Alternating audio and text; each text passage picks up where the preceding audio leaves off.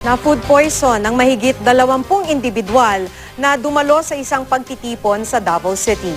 Kabilang dito ang isang buntis at 5 bata. Hinihinalang ang kinain nilang sandwich ang sanhi ng pagkalason.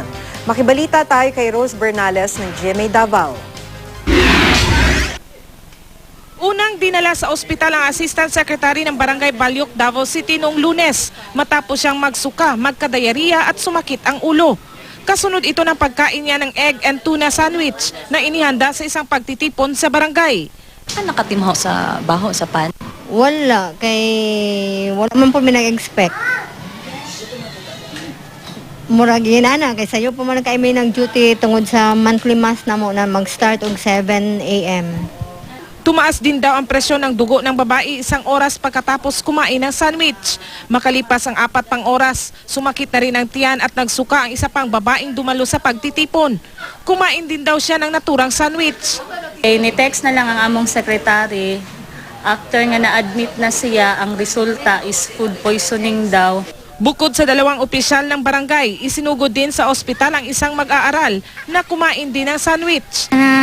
Nikaon siya kwanpan tapos aslom-aslom daw. Napag-alaman ng mga otoridad na noong linggo pa ng gabi, inihanda ang mga sandwich. Ipinamigay ang mga ito sa mahigit 60 tao. Sa record ng barangay, mahigit 20 ang nagkasakit. Kabilang din sa mga dinala sa ospital ang 5 bata at 1 buntis. Katong mga uban pod na nagsunod-sunod na gyud diri katong napiktahan, dito namin nakaingon na kuan na gyud marag nalanag sila. No?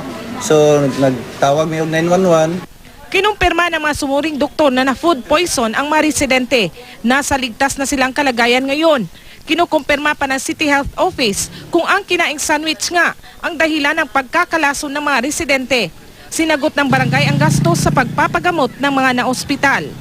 Rose Bernales, Nagbabalita, Pilipinas.